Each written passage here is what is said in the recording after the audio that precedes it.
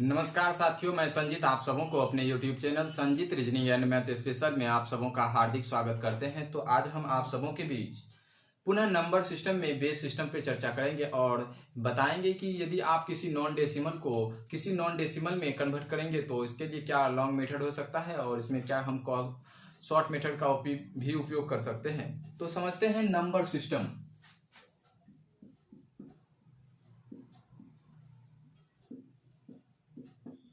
और number system को हिंदी में संख्या पद्धति कहते हैं।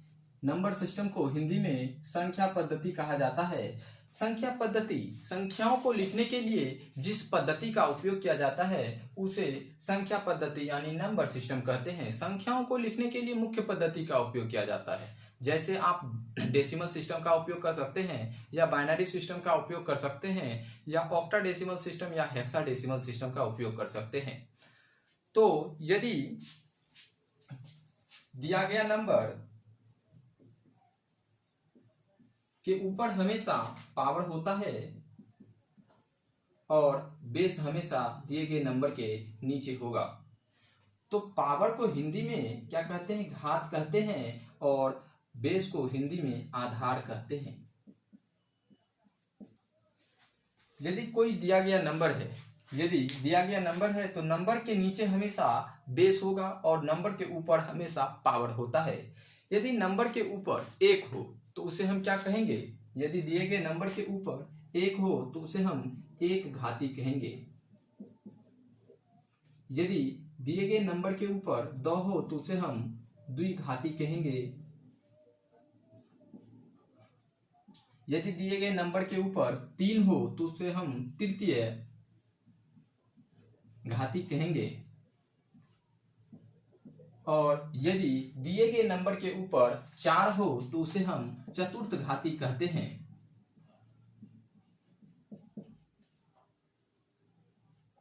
चतुर्थ घाती कहते हैं। और 4 को आप क्या लिख सकते हैं? 2 गुने 2 भी लिख सकते हैं। 4 बराबर क्या होता है? 2 गुने 2। अब 2 गुने 2 लिख सकते हैं तो चतुर्थ घाती को आप द्विघाती भी कह सकते हैं। द्विघाती भी कह सकते हैं। और यदि बेस के रूप में 5 पावर के रूप में 5 हो तो उसे हम पंचघाती कह सकते हैं।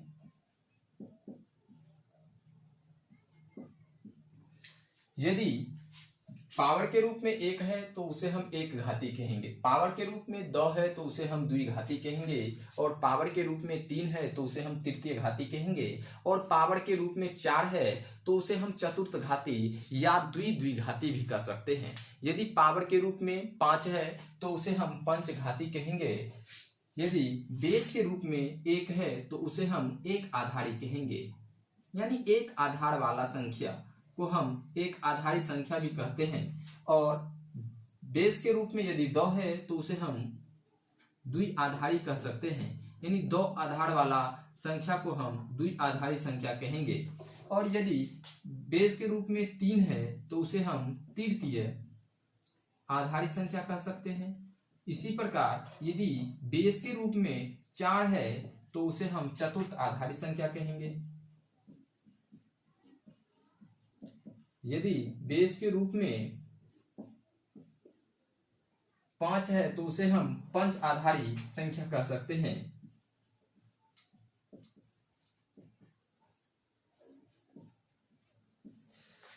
चतुर्थ आधारी संख्या को हम द्विआधारी संख्या भी कह सकते हैं। चतुर्थ आधारी संख्या को हम द्विआधारी संख्या भी कह सकते हैं। और यदि बेस के रूप में 10 है तो उसे हम 10 आधारी संख्या कहते हैं। और 10 आधारी संख्या को ही हम दशमलव संख्या कहते हैं। यानी 10 आधारी संख्या को हम दशमलव पद्धति कहेंगे।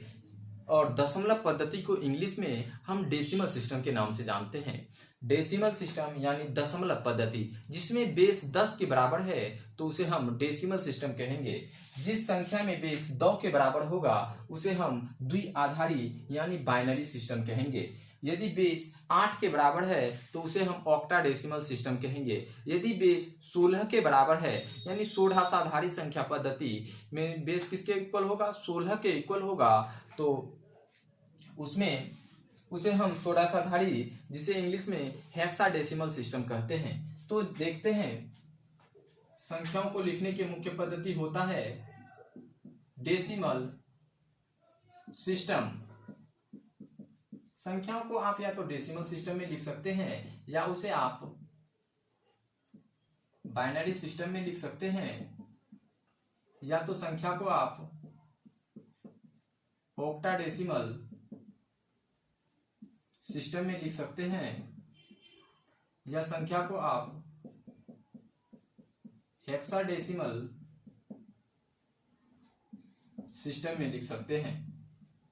संख्याओं को लिखने की मुख्य पद्धति या तो आप बाइनरी सिस्टम में लिख सकते हैं, या डेसिमल सिस्टम में लिख सकते हैं, या ऑक्टाडेसिमल सिस्टम में लिख सकते हैं, या हेक्साडेसिमल सिस्टम में लिख सकते हैं।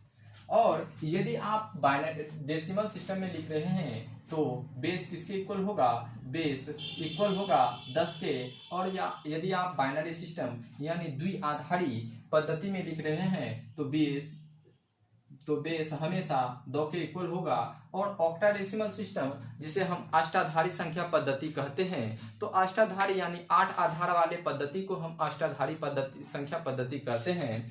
और अष्टाधारी पद्धति को में बेस 8 के इक्वल होता है। बेस किसके इक्वल होगा? बेस बराबर 8। और षोडशाधारी संख्या पद्धति, जिसे हेक्साडेसिमल सिस्टम कहते हैं, और इसमें बेस हमेशा 16 के इक्वल होगा। डेसिमल सिस्टम को हिंदी में दशमलव पद्धति कहते हैं। दशमलव पद्धति कहते हैं। और दशमलव पद्धति को हम 10 आधारी पद्धति भी कह सकते हैं।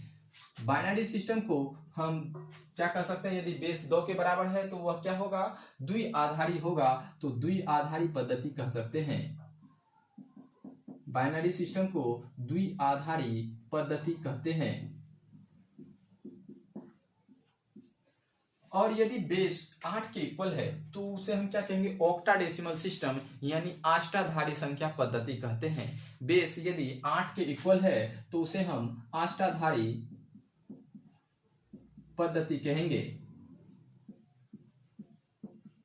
और अष्टाधारी पद्धति में बेस हमेशा किसके इक्वल होगा? 8 के इक्वल होगा। और यदि बेस 16 के बराबर है, जिसे हम षोडशाधारी यानी 16 आधार वाले पद्धति को हम षोडशाधारी संख्या पद्धति, जिसे हम हेक्साडेसिमल सिस्टम के नाम से जानते हैं, और इसे हम षोडशाधारी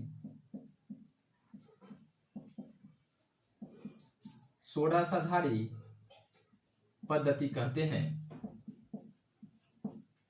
यहां तक समझने में दिक्कत नहीं है, क्योंकि दिया गया नंबर क्या है?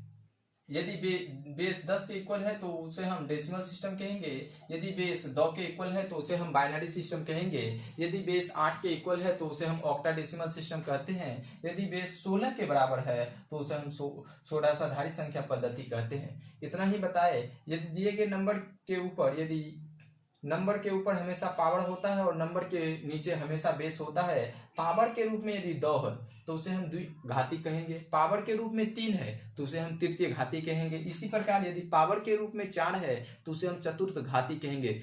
4 घात वाले पद्धति को चतुर्थ घाती पद्धति कहते हैं। जैसे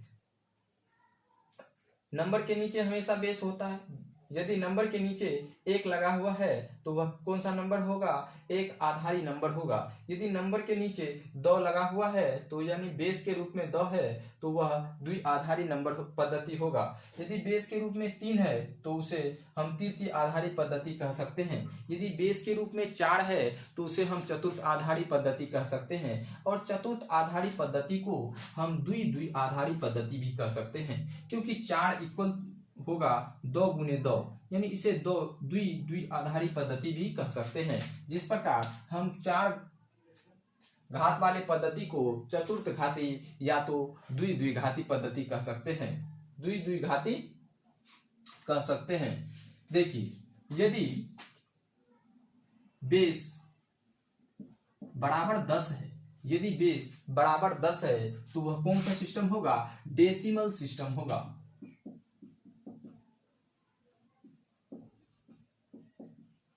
और डेसिमल सिस्टम को हिंदी में दशमलव पद्धति कहते हैं। यदि बेस 10 के बराबर नहीं है, यदि बेस 10 के इक्वल नहीं है तो उसे हम नॉन डेसिमल सिस्टम कहेंगे। नॉन डेसिमल सिस्टम, और इसे हम गैर दशमलव पद्धति कहते हैं। नॉन डेसिमल सिस्टम को हिंदी में हम गैर दशमलव पद्धति कहते हैं, और बेस सिस्टम यदि बेस 10 के इक्वल है तो उसे हम डेसिमल सिस्टम कहेंगे। तो देखिए बाइनरी सिस्टम में बेस किसके इक्वल है, 2 के इक्वल है, तो 2 के इक्वल है, बेस 10 के इक्वल नहीं होगा तो उसे हम नॉन डेसिमल सिस्टम के अंतर्गत रखेंगे। तो बाइनरी सिस्टम भी क्या है, नॉन डेसिमल सिस्टम। ऑक्टाडेसिमल सिस्टम भी क्या है, non decimal system. Hexadecimal system भी क्या होगा, हेक्साडेसिमल सिस्टम भी नॉन डेसिमल सिस्टम ही होगा। यदि बेस 10 के इक्वल नहीं है तो उसे हम नॉन डेसिमल सिस्टम कहेंगे, गैर दशमलव पद्धति कहते हैं। यदि बेस 10 के इक्वल है तो उसे हम डेसिमल सिस्टम यानी दशमलव पद्धति कहते हैं। यदि आपसे पूछा जाए कि डेसिमल सिस्टम को नॉन डेसिमल सिस्टम में चेंज कीजिए, जैसे डेसिमल सिस्टम को बाइनरी सिस्टम में चेंज करने के लिए कहा जाए तो क्या होगा, डेसिमल को आप नॉन डेसिमल सिस्टम में चेंज कर रहे हैं। डेसिमल सिस्टम को यदि ऑक्टाडेसिमल सिस्टम में चेंज करने के लिए कहा जाए तो क्या होगा, एक डेसिमल सिस्टम को आप नॉन डेसिमल सिस्टम में चेंज कर रहे हैं। इसी प्रकार यदि आप डेसिमल सिस्टम को हेक्साडेसिमल सिस्टम में चेंज करेंगे तो डेसिमल को एक नॉन डेसिमल सिस्टम में चेंज कर रहे हैं। यदि आपको बाइनरी को डेसिमल में कन्वर्ट करने के लिए कहा जाए तो नॉन डेसिमल को आप डेसिमल सिस्टम में कन्वर्ट कर रहे हैं। तो आज हम बताएंगे कि किसी भी नॉन डेसिमल को आप नॉन डेसिमल में कन्वर्ट कैसे कर सकते हैं। इससे पहले हम आपको बताए किसी डेसिमल को नॉन डेसिमल में और किसी नॉन डेसिमल को डेसिमल में कन्वर्ट कैसे करते थे। उसी आधार के प्रश्न को आज समझाएंगे, जैसे नॉन डेसिमल को कैसे नॉन डेसिमल में कन्वर्ट कर सकते हैं। तो लिखिए conversion from non decimal to non decimal system.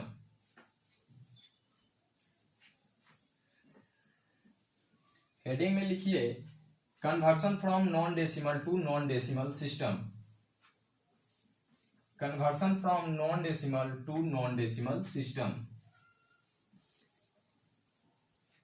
यदि बेस 10 के इक्वल नहीं है तो वह क्या होगा, नॉन डेसिमल सिस्टम होगा, और यदि बेस 10 के इक्वल है तो उसे हम डेसिमल सिस्टम कहेंगे। Conversion from non decimal to non decimal.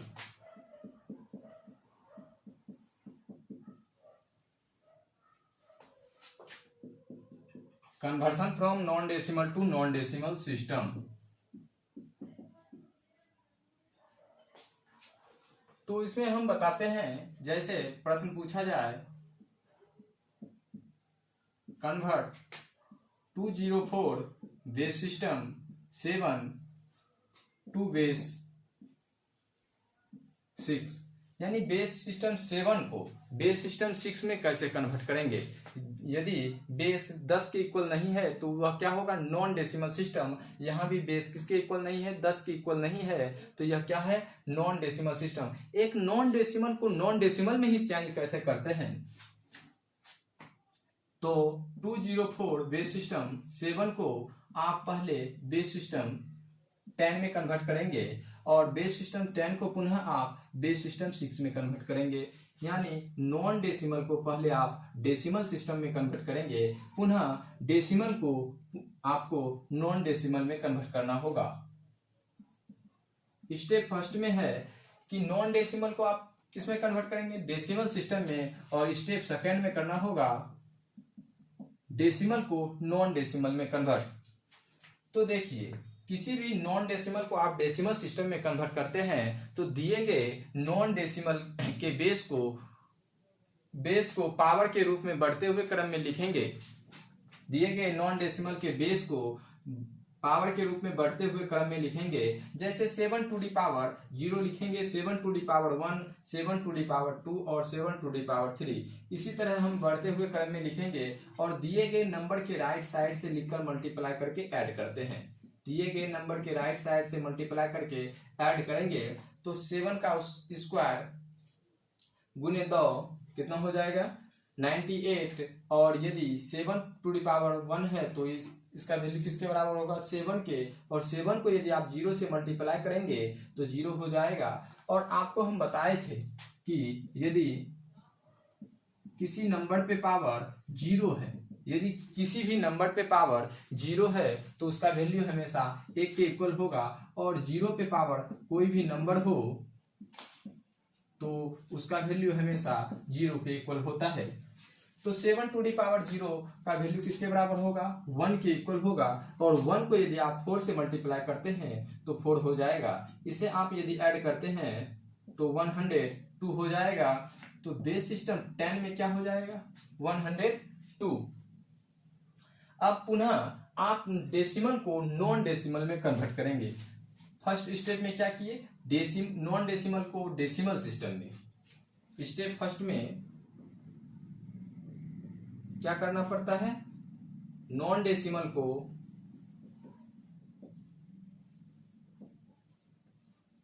Decimal system. First step में करना पड़ता है किसी नॉन डेसिमल को डेसिमल सिस्टम में कन्वर्ट। पुनः आप नॉन डेसिमल को नॉन डेसिमल में कन्वर्ट करेंगे। सेकेंड स्टेप में करना है decimal to non decimal. Non decimal के बेस से क्या करेंगे अब भाग देंगे। 102 में 6 से भाग देंगे, 6 एकम 6, 17 गुने 6 करेंगे 102 और रिमाइंडर के रूप में 0 प्राप्त होगा। पुनः आप 6 से भाग देंगे, 6 दूनी 12, रिमाइंडर के रूप में 5 प्राप्त होता है। अब नीचे से ऊपर लिखेंगे यानी 250 बेस सिस्टम 6 में कन्वर्ट हो गया। जिस बेस नॉन डेसिमल के बेस में कन्वर्ट करना है उस नॉन डेसिमल के बेस से भाग देना होगा जब आप डेसिमल को नॉन डेसिमल में कन्वर्ट कर रहे हैं। तो ऑप्शन में क्या हो जाएगा आंसर में 21250 बेस सिस्टम 6। देखिए ऑप्शन में यदि दिया हुआ है 250 बेस सिस्टम 6 और दूसरा ऑप्शन में 251 बेस सिस्टम 6 दिया हुआ है और तीसरा ऑप्शन में 252 बेस सिस्टम 6 दिया हुआ है और चौथा ऑप्शन में 253 बेस सिस्टम 6 दिया हुआ है, तो इसमें क्या आंसर होगा 250 बेस सिस्टम 6। तो इसका लॉन्ग मेथड है कि पहले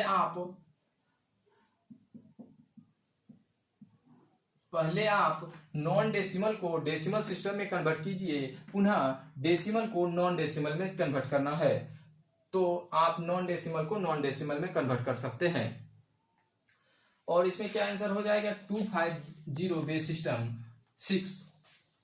तो इसे यदि आप ऑप्शन के माध्यम से एलिमिनेट करते हैं, ऑप्शन के माध्यम से हल करते हैं तो कैसे हम हल कर सकते हैं, ना तो आप नॉन डेसिमल को डेसिमल में कन्वर्ट करेंगे, ना ही आप डेसिमल को पुनः नॉन डेसिमल में कन्वर्ट करेंगे। इसके लिए एक शॉर्ट ट्रिक है जिसे आप यूनिट डिजिट के माध्यम से चेक कर सकते हैं, यानी इकाई अंक विधि से भी आप ऑप्शन को एलिमिनेट कर सकते हैं, क्योंकि हमको पता है कि दिए गए इकाई अंक क्या है वो 0, 1, 2, 3, यानी इकाई अंक यदि भिन्न भिन्न है तो आप इकाई अंक विधि से भी आप ऑप्शन को एलिमिनेट कर सकते हैं।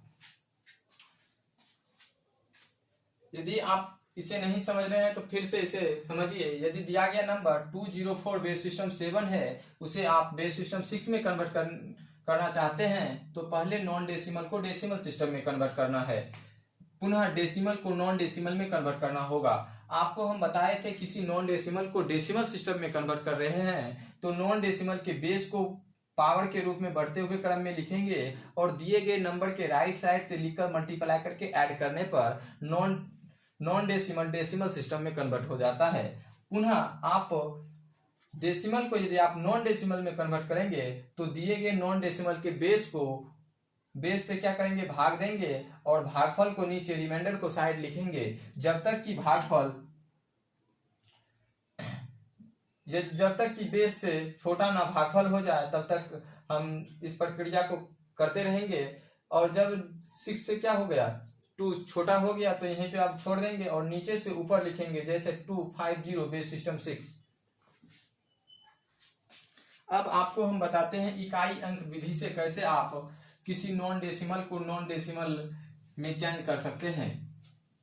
इकाई अंक विधि से आप ऑप्शन को भी एलिमिनेट कर सकते हैं। जब ऑप्शन का इकाई अंक क्या हो, भिन्न भिन्न हो, तो आप इसे इकाई अंक विधि से भी हल कर सकते हैं। जैसे ऑप्शन में दिया है 250 base system 6, 251 base system 6, 252 base system 6, 253 base system 6। हमको पता है कि दिया गया इकाई अंक क्या है, भिन्न भिन्न है, तो आप इकाई अंक विधि का प्रयोग कर सकते हैं। इकाई अंक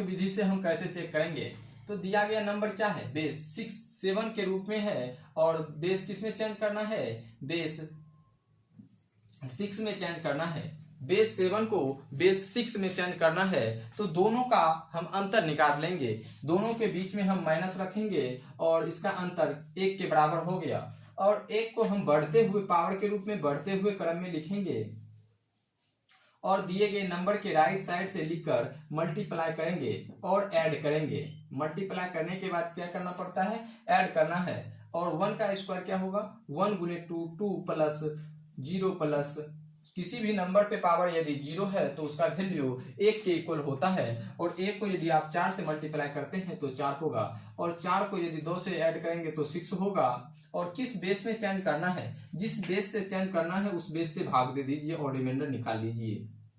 रिमाइंडर 0 के इक्वल होगा, यानी यह क्या हो जाएगा, यूनिट डिजिट हो जाएगा। जिस ऑप्शन में यूनिट डिजिट 0 है वह ऑप्शन दिए गए क्वेश्चन का आंसर होगा।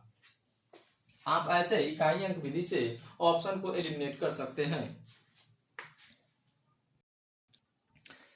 यदि आप इकाई अंक विधि से किसी नॉन डेसिमल को नॉन डेसिमल में चेंज करते हैं, यदि इकाई अंक क्या है, भिन्न भिन्न है, तो इकाई अंक विधि से भी आप ऑप्शन को एलिमिनेट कर सकते हैं। इसके लिए आपको करना है, दिए गए नॉन डेसिमल 7 है उसे किस बेस में चेंज करना है, 6 में चेंज करना है। दोनों का अंतर निकाल लेना है, अंतर को पावर के रूप में बढ़ते हुए क्रम में लिखेंगे और दिए गए नंबर के राइट साइड से लिखकर मल्टीप्लाई करके ऐड करना है। और ऐड करने के बाद जिस बेस में आप चेंज कर रहे हैं उस बेस से भाग दे दीजिए और रिमाइंडर निकाल लेंगे। जो रिमाइंडर प्राप्त होगा वह हमेशा यूनिट डिजिट होगा।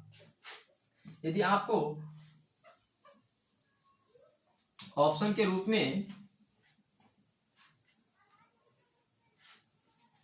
दिया है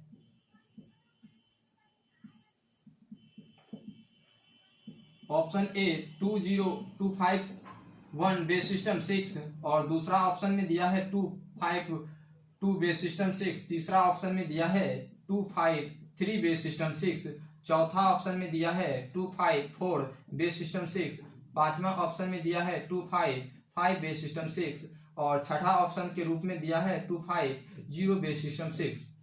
तो हम कैसे पता करेंगे कि दिए गए क्वेश्चन का आंसर क्या होगा, तो आप देख रहे हैं कि दिए गए ऑप्शन में यूनिट डिजिट इक्वल नहीं है। जब यूनिट डिजिट इक्वल नहीं है तो आप इसे यूनिट डिजिट मेथड से सॉल्व कर सकते हैं। यूनिट डिजिट मेथड यानी इकाई अंक विधि से आप इसे सॉल्व कर सकते हैं। इकाई अंक विधि से आप इसे सॉल्व कर सकते हैं।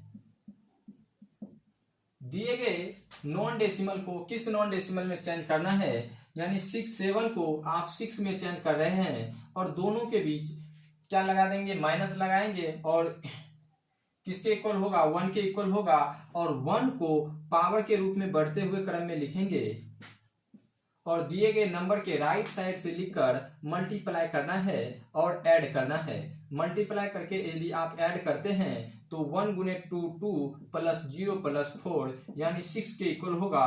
किस बेस में चेंज कर रहे हैं, तो बेस सिस्टम 6 में चेंज कर रहे हैं तो इसमें क्या होगा, इसका रिमाइंडर निकालना है और रिमाइंडर यानी शेषफल क्या होगा, 6 में 6 से भाग देंगे तो शेष हमेशा 0 के इक्वल होगा और यह हमेशा यूनिट डिजिट होगा।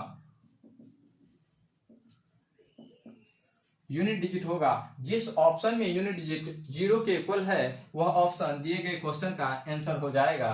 ना तो ऑप्शन यूनिट डिजिट 1 है, 0 के इक्वल नहीं है, 0 के इक्वल नहीं है, 0 के इक्वल नहीं है, और ऑप्शन नंबर छठा ऑप्शन 0 के इक्वल है, यह ऑप्शन आंसर होगा।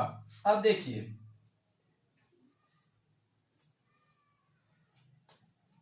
यदि ऑप्शन के रूप में दो ऑप्शन में यदि यूनिट डिजिट इक्वल है तो उसे भी आप कैसे एलिमिनेट कर सकते हैं। जैसे सातवां ऑप्शन के रूप में 2 0 0 बेस सिस्टम 6 दिया हुआ है और आठवां ऑप्शन के रूप में 1 9 0 बेस 1 9 1 5 0 बेस सिस्टम 6 दिया है और नवा ऑप्शन के रूप में 1 1 4 0 बेस सिस्टम 6 दिया हुआ है और 10वां ऑप्शन के रूप में 1 3 0 बेस सिस्टम 6 दिया हुआ है। तो अब आप ऑप्शन को कैसे एलिमिनेट कर सकते हैं, क्योंकि हमको यूनिट डिजिट क्या है, यूनिट डिजिट 0 के इक्वल है और ऑप्शन नंबर 6 में भी, 7 में, 8 में, 9 और 10 में भी यूनिट डिजिट 0 के इक्वल है। तो हम कैसे इसे एलिमिनेट करेंगे, तो आप पहले यूनिट डिजिट निकाल सकते हैं। यूनिट डिजिट क्या होगा, 0 के इक्वल होगा। दिया गया ऑप्शन 1 2 और 3 और 4 और 5 क्या होगा, आंसर नहीं होगा। आंसर हो सकता है 6 7 8 और 9 और 10। तो यूनिट डिजिट निकालने के लिए आपको बताए दिए गए नॉन डेसिमल को जिस नॉन डेसिमल में चेंज करना है उसे लिखना है और उसके बीच माइनस लगाना है और उसका अंतर निकाल के दिए गए नंबर के देखिए जो अंतर होगा उसे पावर के रूप में बढ़ते हुए क्रम में लिखना है और दिए गए नंबर के राइट साइड से लिखकर मल्टीप्लाई करके ऐड करना होता है।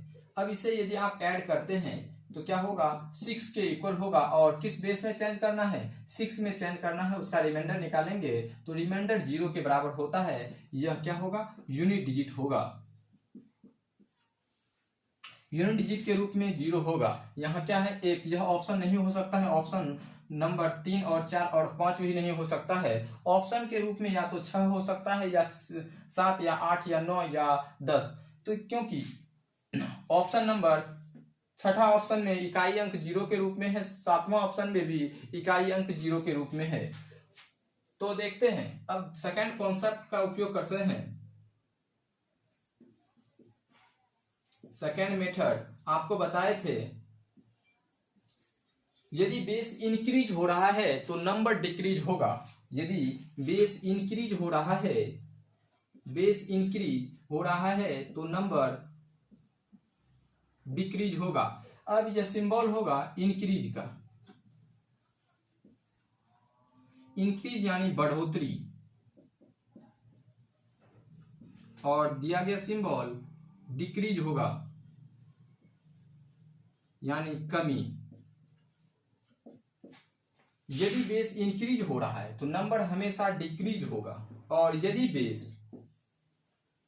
बेस डिक्रीज होगा तो नंबर हमेशा इंक्रीज होगा। इस मेथड के माध्यम से आप ऑप्शन को एलिमिनेट कर सकते हैं। तो देखिए 204 बेस सिस्टम 6 है, इसे 7 बेस सिस्टम 7 है, इसे 6 में चेंज करना है। तो क्या 7 को आप किस में चेंज कर रहे हैं, 6 में चेंज कर रहे हैं। तो बेस क्या हो रहा है, डिक्रीज हो रहा है। बेस 7 से आप 6 पे जाएंगे तो क्या होगा, बेस डिक्रीज होगा तो नंबर हमेशा इंक्रीज होगा। बेस यदि डिक्रीज हो रहा है, बेस यदि डिक्रीज हो रहा है तो नंबर हमेशा इंक्रीज होगा। तो यानी नंबर जो होगा वह 204 से अधिक होगा। जो भी नंबर होगा, नंबर बड़ा होगा 204 से। जिस ऑप्शन में 204 से नंबर बड़ा है वही ऑप्शन हो सकता है, न कि 200 204 से छोटा हो जाएगा, 150 भी 204 से छोटा हो जाएगा, 140 भी 204 से छोटा हो जाएगा और 130 भी 204 से छोटा हो जाएगा। और ऑप्शन नंबर छठा ऑप्शन यानी 200 नंबर 250 204 से अधिक हो रहा है। तो यह ऑप्शन आंसर हो जाएगा। तो या तो आप इसे ऐसे भी चेक कर सकते हैं, यदि बेस इंक्रीज हो रहा है तो नंबर डिक्रीज होगा, और बेस यदि डिक्रीज हो रहा है तो नंबर इंक्रीज होगा। इस कॉन्सेप्ट के माध्यम से भी आप ऑप्शन को एलिमिनेट कर सकते हैं। तो एक और क्वेश्चन के माध्यम से आपको हम समझाते हैं।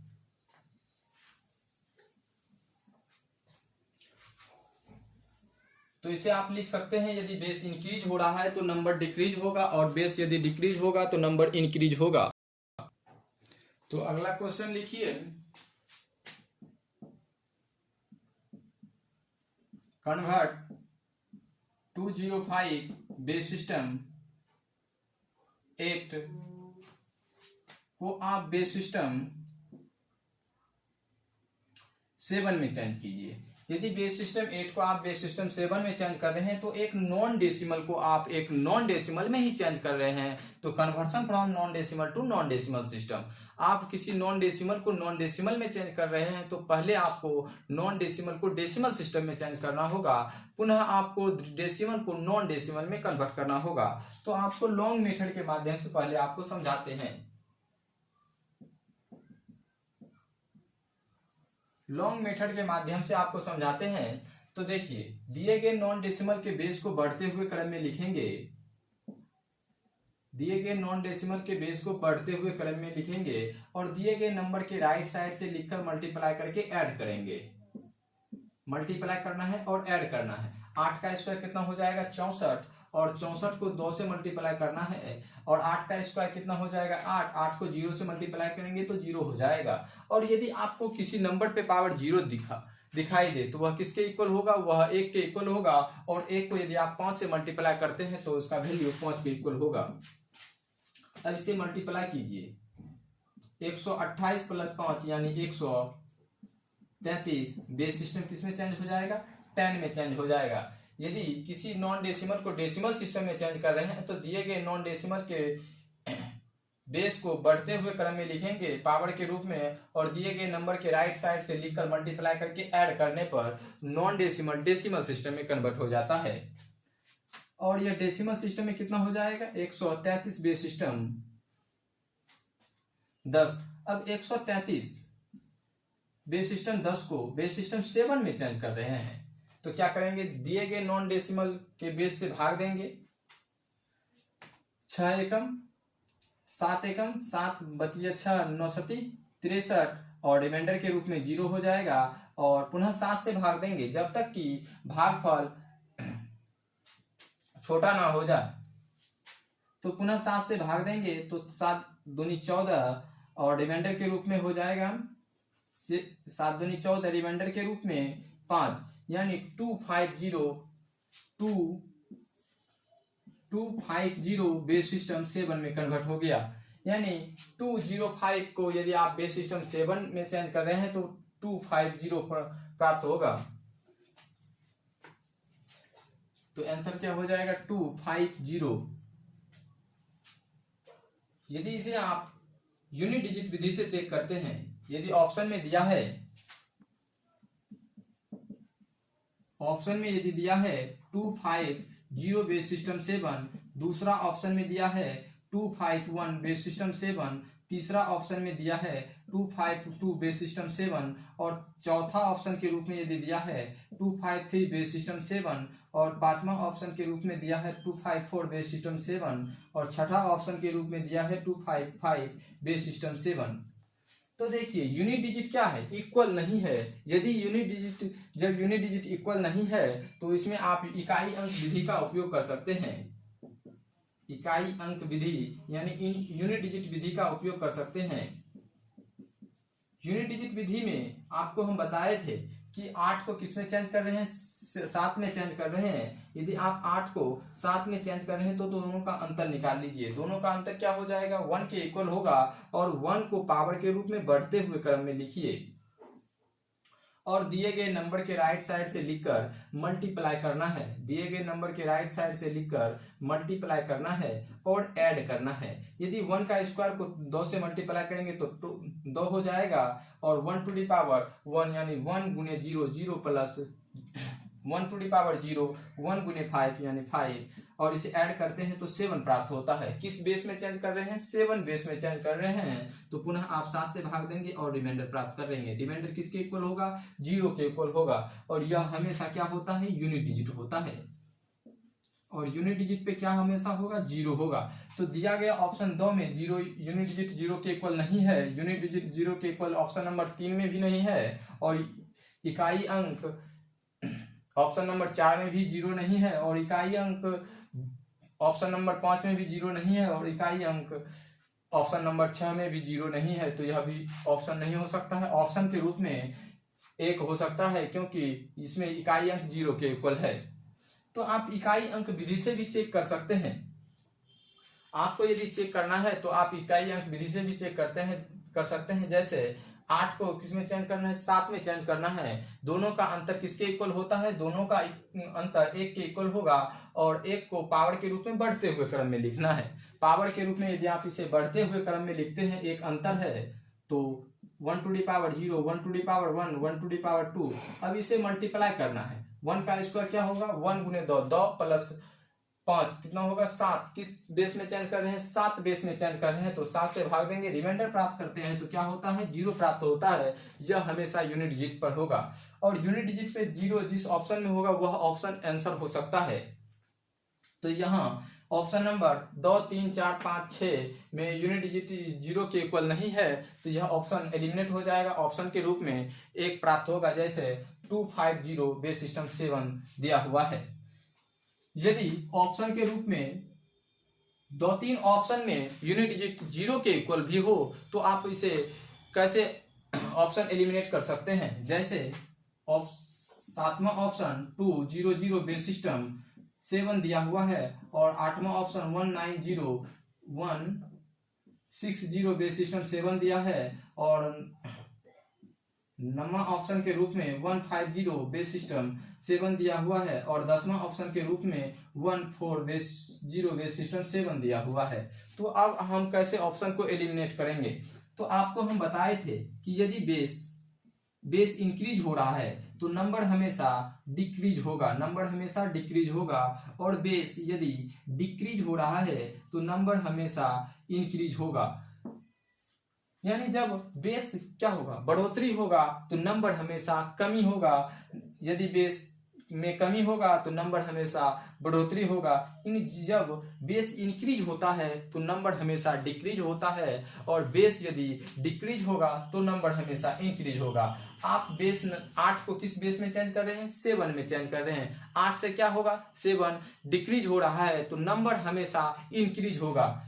देखिए, बेस 8 को किस में चेंज कर रहे हैं? 7 में चेंज कर रहे हैं। बेस डिक्रीज हो रहा है तो नंबर हमेशा इंक्रीज होगा, और नंबर जो होगा, नंबर बड़ा होगा 205 से। नंबर क्या होगा? बड़ा होगा 205 से। ऑप्शन में यदि नंबर 205 से बड़ा नहीं है तो वह ऑप्शन आंसर नहीं हो सकता है। यह भी ऑप्शन में नंबर 205 से बड़ा नहीं है, ऑप्शन नहीं होगा। यह भी नहीं होगा, यह भी नहीं होगा। यानी 9वां, 7वां, 8वां, 9वां और 10वां ऑप्शन तो एलिमिनेट हो जाएगा। किस मेथड से? यदि बेस इंक्रीज हो रहा है तो नंबर डिक्रीज होगा, और बेस यदि डिक्रीज हो रहा है तो नंबर इंक्रीज होगा। इस मेथड से आप ऑप्शन को एलिमिनेट कर सकते हैं,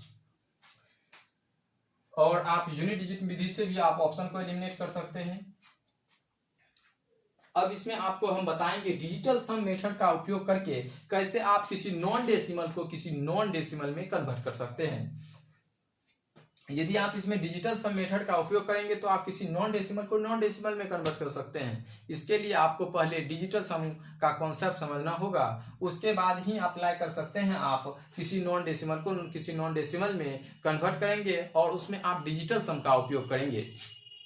तो पहले समझिए लॉन्ग मेथड कि किसी नॉन डेसिमल को आप किसी नॉन डेसिमल में कन्वर्ट करेंगे तो जिस नॉन डेसिमल का नंबर दिया हुआ है उस नॉन डेसिमल के बेस को पावर के रूप में बढ़ते हुए क्रम में लिखिए।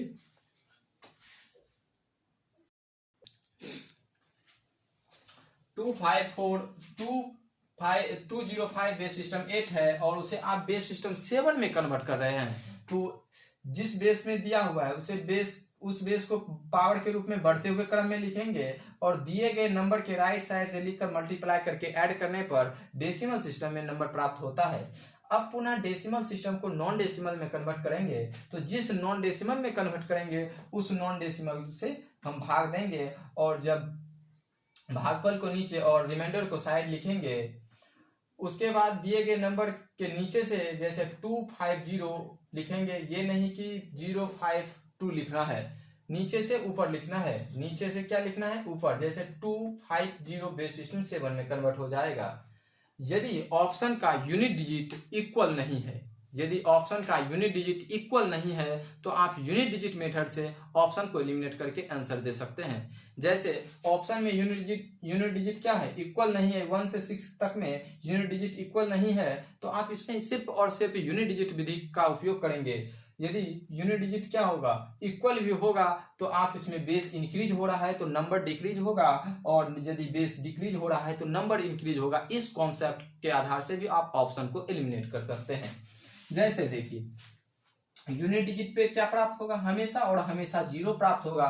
वही ऑप्शन दिए गए क्वेश्चन का आंसर होगा। जैसे 205 बेस सिस्टम 8 को बेस सिस्टम 7 में कन्वर्ट करेंगे तो यूनिट डिजिट पे क्या होना चाहिए? हमेशा और हमेशा 0 होना चाहिए।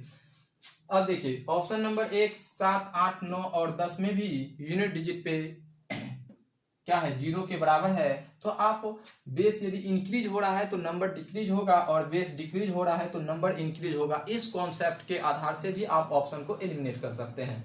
इसमें ना तो आप डिजिटल सम यूनिट डिजिट का उपयोग करेंगे, सिर्फ और सिर्फ बेस इंक्रीज हो रहा है, नंबर डिक्रीज होगा, बेस डिक्रीज हो रहा है, नंबर इंक्रीज होगा। इस कॉन्सेप्ट के आधार से भी आप ऑप्शन को एलिमिनेट कर सकते हैं। और जो भी ऑप्शन होगा वह क्या होगा? 205 से हमेशा बड़ा होगा, क्योंकि बेस डिक्रीज हो रहा है। बेस 8 से हम 7 पे जा रहे हैं, यानी बेस डिक्रीज हो रहा है तो नंबर हमेशा इंक्रीज होगा, और यदि बेस इंक्रीज होता तो नंबर हमेशा डिक्रीज होता। यहाँ क्या हो रहा है? बेस डिक्रीज हो रहा है तो नंबर हमेशा इंक्रीज होगा। नंबर हमेशा और हमेशा 205 से अधिक होगा, न कि 205 से कम होगा। जिस ऑप्शन में नंबर 205 से कम होगा वह ऑप्शन एलिमिनेट हो जाएगा, और जिस ऑप्शन में नंबर 205 से अधिक होगा वह ऑप्शन दिए गए क्वेश्चन का आंसर हो सकता है, और उसे आप यूनिट डिजिट मेथड से भी छांट सकते हैं। इसके बाद आपको हम बताएंगे, यदि दिए गए नॉन डेसिमल को किसी नॉन डेसिमल में कन्वर्ट कर रहे हैं और उसमें हम डिजिटल सम का उपयोग कैसे करेंगे। यदि आप डिजिटल सम का उपयोग कर रहे हैं तो आपको पहले डिजिटल सम का कॉन्सेप्ट समझना होगा, उसके बाद ही आप किसी नॉन डेसिमल में कन्वर्ट करेंगे और उसमें आप डिजिटल सम का उपयोग कर सकते हैं। तो इतना पहले आप लिखिए, और इसमें लिख सकते हैं बेस यदि इंक्रीज हो रहा है तो नंबर डिक्रीज होगा, बेस डिक्रीज हो रहा है तो नंबर इंक्रीज होगा। इस कॉन्सेप्ट का भी आप उपयोग कर सकते हैं।